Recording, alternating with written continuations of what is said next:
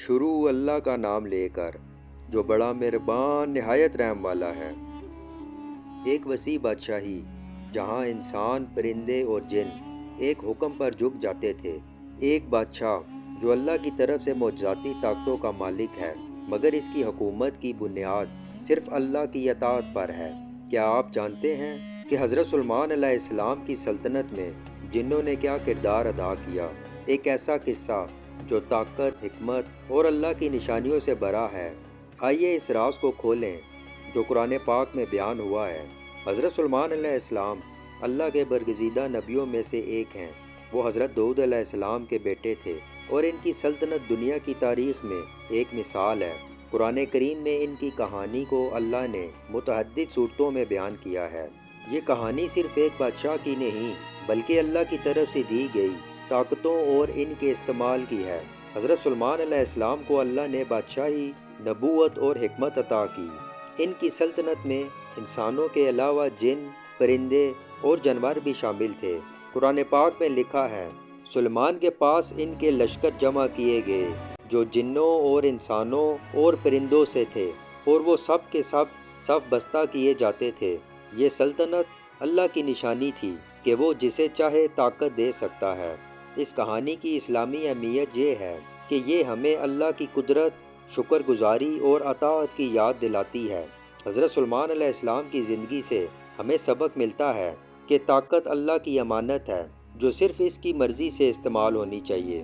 تصور کیجئے ایک وسیع وادی کو جہاں حضرت سلیمان علیہ السلام کا لشکر صف بستہ کھڑا ہے۔ یہ کوئی عام لشکر نہیں، بلکہ انسانوں، جنوں اور پرندوں کا امتزاج۔ قرآن پاک میں بیان ہے کہ حضرت سلیمان علیہ السلام نے حضرت داؤد علیہ السلام کی وراثت پائی اور کہا، اے لوگو، ہمیں پرندوں کی بولی سکھائی گئی ہے اور ہمیں ہر چیز میں سے دیا گیا ہے۔ یہ تو اللہ کا کھلا فضل ہے۔ یہ وہ لمحہ ہے جب ان کی سلطنت کی بنیاد پڑتی ہے۔ اللہ نے انہیں ہواؤں پر حکمرانی دی جو انہیں دور دراز مقامات تک لے جاتی تھی۔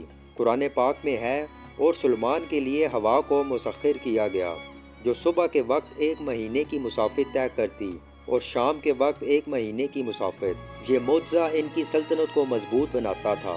اب آئیے جنوں کی حکومت کی طرف۔ حضرت سلیمان علیہ السلام کو اللہ نے جنوں پر مکمل اختیار دیا تھا۔ وہ جنوں کو حکم دیتے اور وہ ان کی تعمیرات اور کاموں میں مصروف رہتے۔ قرآن کریم میں ہے، اور ہم نے سلیمان کے لیے کچھ شیاطینوں کو مسخر کیا جو غوطہ لگاتے اور اس کے علاوہ اور کام کرتے، اور ہم ان کی نگہبانی کرتے تھے، اور وہ ان کے لیے جو چاہتے محراب اور تمثال اور حوض جیسے بڑے حوض اور جمی ہوئی دیگیں بناتے۔ یہ جن اللہ کی طرف سے مسخر تھے اور حضرت سلیمان علیہ السلام کی سلطنت میں کام کرتے۔ ایک دلچسپ واقعہ وادی چونٹیوں کا ہے۔ جب حضرت سلیمان علیہ السلام کا لشکر وادی میں داخل ہوا تو ایک چونٹی نے کہا، اے چونٹیوں، اپنے گھروں میں داخل ہو جاؤ، کہیں سلیمان اور ان کا لشکر تمہیں کچل نہ ڈالے اور انہیں خبر بھی نہ ہو۔ قرآن پاک میں یہ واقعہ بیان ہوا ہے۔ حضرت سلیمان علیہ السلام نے یہ بولی سنی اور مسکرا کر اللہ کا شکر ادا کیا۔ یہ واقعہ ان کی حکمت اور اللہ کی نشانیوں کو ظاہر کرتا ہے۔ ایک اور اہم واقعہ ہدہد کا ہے۔ ہدہد نے حضرت سلیمان علیہ السلام کو ملکہ سبا کی خبر دی۔ قرآن کریم میں ہے کہ حضرت سلیمان علیہ السلام نے پرندوں کا جائزہ لیا اور ہدہد کو غائب پایا۔ ہدہد نے واپس آ کر بتایا، میں نے تمہیں ایک ایسی چیز کی خبر دی ہے جو تمہیں معلوم نہیں۔ میں سبا سے ایک یقینی خبر لایا ہوں۔ یہ ملکہ بلقیس کی سلطنت تھی جہاں لوگ سورج کی پوجا کرتے تھے۔ حضرت سلیمان علیہ السلام نے ہدہد کو حکم دیا کہ ملکہ کو خط لے جاؤ۔ یہ خط اللہ کے نام سے شروع ہوتا تھا۔ قرآن پاک میں ہے، یہ سلیمان کی طرف سے ہے اور یہ بسم اللہ الرحمن الرحیم سے شروع ہے۔ ملکہ بلقیس نے خط پڑھا اور اپنے مشیروں سے مشورہ کیا۔ وہ حضرت سلیمان علیہ السلام کے پاس آئے جہاں جنوں کا کردار سامنے آتا ہے۔ جب ملکہ بلقیس آنے والی تھی، حضرت سلیمان علیہ السلام نے پوچھا کہ کون ان کا تخت یہاں لا سکتا ہے؟ ایک جن نے کہا، میں آپ کے اٹھنے سے پہلے لا دوں گا، مگر ایک عالم شخص نے کہا، میں آنکھ جھپکنے سے پہلے لا دوں گا۔ قرآن کریم میں ہے، یہ معجزہ اللہ کی قدرت کا مظہر تھا۔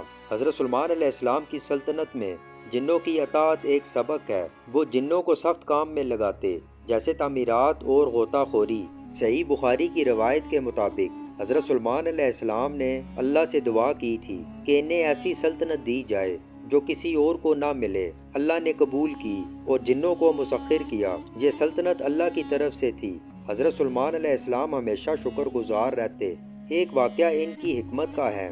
جب انہوں نے جنوں سے پوچھا کہ کون بلقیس کا تخت لائے گا، یہ لمحہ ان کی سلطنت کی وسیعت کو دکھاتا ہے۔ کہانی کا سب سے شدید لمحہ حضرت سلیمان علیہ السلام کی وفات کا ہے۔ وہ اپنی سلطنت کی نگرانی کر رہے تھے جبکہ جن ان کے لیے تعمیرات کر رہے تھے۔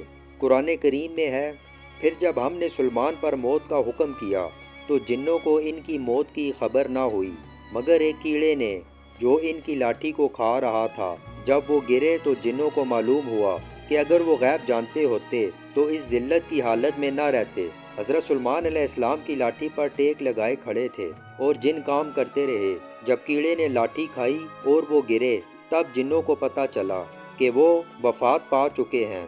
یہ لمحہ انتہائی جذباتی ہے، کیوں نہ کہ یہ اللہ کی قدرت کو ظاہر کرتا ہے کہ طاقت عارضی ہے۔